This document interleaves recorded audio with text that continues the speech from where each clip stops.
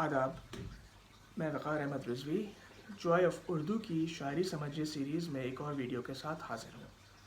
अभी तक हमने इस सीरीज़ में जितने अशआर को पढ़ा है, तकरीबन तमाम अशआर क्लासिकी गज़ल के अशआर थे और उसमें क्लासिकल सिम्बलिज़म का इस्तेमाल था। आज मैं फैज़ अहमद फैज़ का एक शेर पढ़ूँगा जिसमें उन्होंने गज़ल का शेर कहा है और इसी क्लासिकल सिम्बलिज़म ही का इस्तेमाल किया है।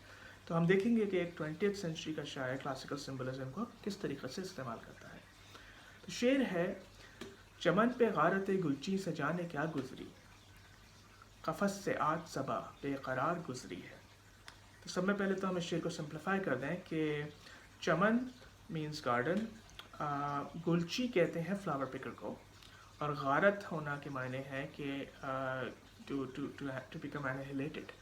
तो चमन पे गारत गुलची से जाने क्या गुज़री के माने हैं कि जो फ्लावर पिकर था उसके अबैंडनमेंट से या उसकी एनिहिलेशन से चमन पे क्या गुज़री, यानी चमन में क्या हो रहा है। कफ़स से, कफ़स मीन्स केज या कैद खाना, आज सबा, सबा यानी ब्रीज़, बहुत बेकरार गुज़री है। तो जहाँ तक इस्तिआरे का या मेटाफर का की बात है, तो यहाँ पे मेटाफर चमन की है। चमन बाग है, वो जगह जहाँ से हम मोहब्बत करते हैं। शायर कैद खाने में है। सबा जो है वो मैसेंजर होती है कि वो चमन की ख़बर लाके शायर को या आशिक़ को देती है। और चमन में कई कैरेक्टर्स होते हैं, तो उसमें जो दो बड़े नेगेटिव कैरेक्टर्स होते हैं, उसमें एक तो होता है गुलची, यानी जो फ्लावर पिकर होता है जो आके फूलों को चुन के ले जाता है, और दूसरा नेगेटिव कैरेक्टर होता है सयाद, सयाद यानी बर्ड कैचर। तो अब इस बैकग्राउंड में अगर हम देखें तो शायर जो है कैद खाने में है और उसको ये ख़बर पहुंची है कि गुलची, जो कि एक तरीके का रूथलेस कैरेक्टर है, he can be a ruthless leader और एनीवन एल्स, दुश्मन हो सकता है, वो अब गारत कर दिया गया है। ही हैज़ बीन डिफीटेड और he has been completely annihilated. लेकिन ये शख्स बहुत अहम था और उसके जाने के बाद चमन में कुछ बहुत अहम हुआ है, मगर क्या हुआ है इसका जवाब हमें यहाँ नहीं मिल रहा। अच्छा, इसमें जो पहला मिसरा है, इसमें टेक्निक शायर ने यह इस्तेमाल की है कि जैसे कि मैं अर्ज़ कर रहा था कि गारत गुलची का चले जाना एक पॉजिटिव इवेंट है, मगर शायर ने लफ्ज़ इस्तेमाल किया है जाने क्या गुज़री। तो जाने क्या गुज़री में कई पॉसिबिलिटीज़ हैं और उसमें एक तरीके का टेंशन क्रिएट कर देते हैं यहाँ पर शायद, कि अब हमें नहीं पता क्या गुज़रा है, इवन दो हमें पता है कि समथिंग पॉजिटिव हैज़ हैपेंड। और यहाँ पे जो कलाम है वो इंशाइया है। इंशाइया मीन्स इट्स नॉट फैक्चुअल।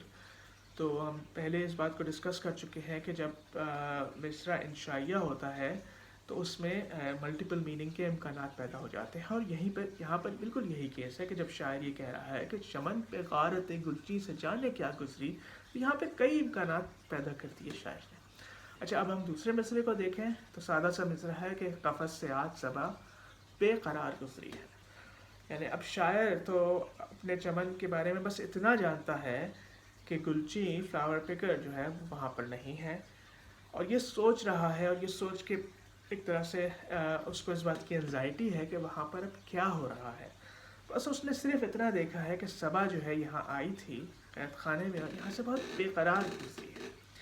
तो अब इस शेर में शायर आपको यहाँ इस मकाम पे आके रोक देता है और क्या हुआ इसका जवाब फराहम नहीं करता, क्योंकि यहाँ पर शायर ने इंशाइया कलाम, टेंशन का इस्तेमाल और पुराने इस्तिआरात, पुराने सिम्बलिज़म के इस्तेमाल से गज़ल का एक शेर कहा है जहाँ पर ज़रूरत से ज़्यादा क्लैरिफिकेशन नहीं दी जाती और सोचने वाले को, पढ़ने वाले को ये ख़ुद सोचना होता है कि आगे क्या होगा।